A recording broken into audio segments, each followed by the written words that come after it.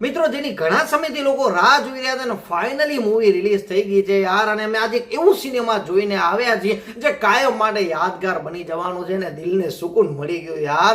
મિત્રો હું ખુશાલ ગોસ્વામી ને આજે આપણે વાત કરવાના છીએ ધુરંધર ધ રિવેન્જ મૂવીની. મિત્રો આ મૂવીની એક તુફાન જ છે યાર. ત્યારે તો મિત્રો પુષ્પા ભાવથી લઈને વિજય દેવરકોંડાના વખાણ કરતા થાકતા નથી. મિત્રો પુષ્પા ભાવે એના ખૂબ જ વખાણ કર્યા છે અને વિજય દેવરકોંડાએ તો કીધો છે હું 4 જ શબ્દો સારા માટે ભારત માતા કી જય, અને અનન્યા પાંડેએ કીધું છે યાર કે બીસ્ટ યાર. કાર્તિક આર્યને તો આની સ્પેશિયલ સ્ટોરી મૂકી છે એટલે મિત્રો દરેકે આના વખાણ કર્યા છે, કારણ કે મૂવી જેવું બનાવ્યું છે. જ્યારે પાર્ટ 1 આવ્યું હતું ત્યારે મિત્રો લોકો વેઇટ કરી રહ્યા હતા કે પાર્ટ 2 ક્યારે આવશે, કારણ કે પાર્ટ 2 આવતા આવતા છે ને વર્ષો વીતી જતા હોય છે, પરંતુ આદિત્ય ધરે તો થોડાક સમયમાં જ પાર્ટ 2 ધરી દીધો અને લોકોને કહી દીધું કે ભાઈ હવે સીટ બેલ્ટ બાંધીને તૈયાર થઈ જાજો, બસ તમારી જિજ્ઞાસાનો અંત આવી ગયો છે યાર. અને મિત્રો 4 કલાકની મૂવી છે, પરંતુ તમારી હિંમત કામ નહીં કરે કે 1 મિનિટ ઊભો થઈને બહાર જાઓ, કારણ કે મિત્રો મૂવીમાં એક ઉપર એક ટ્વિસ્ટ યાર, અનએક્સપેક્ટેડ. મિત્રો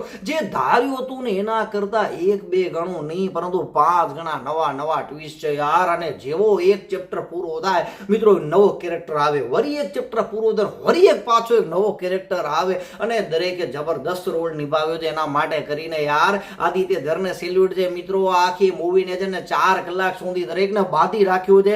અને જ્યારે મિત્રો એમ કહેવાય કે 1-2 કલાકમાં તો મૂવી પૂરી થઈ જતી હોય છે ને, ત્યારે તો મૂવીનો ખાલી ઇન્ટરવલ આવે છે. એટલે તમે વિચાર કરી લો કે મૂવી આગળ કેટલી હજી ખતરનાક હશે યાર. એ લેવલની મૂવીને મિત્રો બિલ્ડઅપ કરી છે, અને લોકોને બસ એ જ ઈચ્છા હતી જાણવાની કે ઝરકીરત સિંહ રંગી છે ને હમજા શા માટે બને છે ને પાકિસ્તાન શા માટે જાય છે. તો કે મિત્રો એ જે જોનો લોકોને જાણવાની જે ઈચ્છા હતી, જે જિજ્ઞાસા હતી, એ મિત્રો આ મૂવીમાં આ સેકન્ડ પાર્ટમાં એનો અંત આવી ગયો છે. બતાવી દેશે કે ઝરકીરત સિંહ રંગી શા માટે હમઝા બને છે અને શા માટે પાકિસ્તાન જાય છે. અને મિત્રો રણબીર સિંહની તો શું વાત કરવી યાર.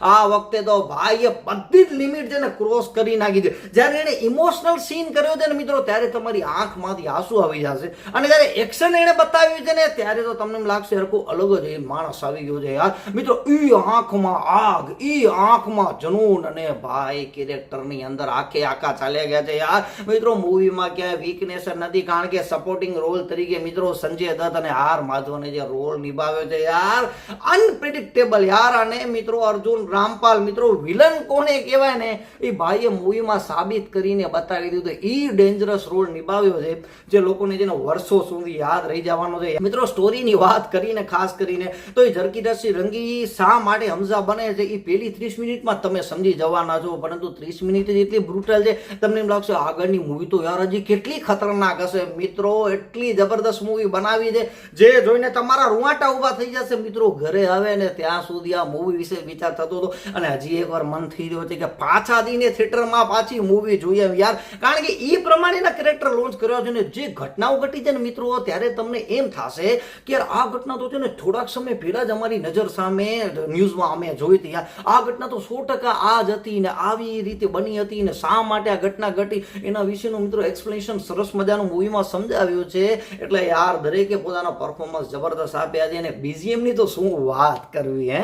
દિલ પે જખ્મ ખાય જે સોંગ હાલમાં મિત્રો ખૂબ જ ફેમસ થયો હતો, એ સોંગ મિત્રો મૂવીમાં છે. અને બીજા જૂના જમાનાના જે સોંગ નાખ્યા છે યાર, જે પહેલી મૂવીનો BGM હતો એ જબરદસ્ત છે ને સેકન્ડ તો તમને શોકિંગ જ કરી નાખવાનું છે. મિત્રો જો તમને એનો ફર્સ્ટ પાર્ટ ગમ્યો છે ને તો સેકન્ડ પાર્ટ તો તમને 100% મિત્રો ગમી જ જવાનો છે યાર, કારણ કે એડવાન્સ બુકિંગ જ 200 કરોડની હતી. એટલે તમે વિચારી શકો છો મૂવીનું લેવલ જ કેટલું ખતરનાક હશે. મિત્રો મસ્ટ વોચ મૂવી છે. જો તમે જોયા હોય તો કમેન્ટમાં જણાવજો કે અમે આ મૂવી જોઈને આવ્યા છીએ ને તમે આને કેટલા રેટિંગ આપવા માંગો છો એ પણ ખાસ કમેન્ટમાં આવજો. અને આવા એન્ટરટેનમેન્ટ અને મૂવીના રિવ્યૂ માટે ખુશાલ ગોસ્વામી સાથે જોડાયેલા રહ્યો. અને મિત્રો લાસ્ટમાં આટલું જ કહીશ, જય હિન્દ.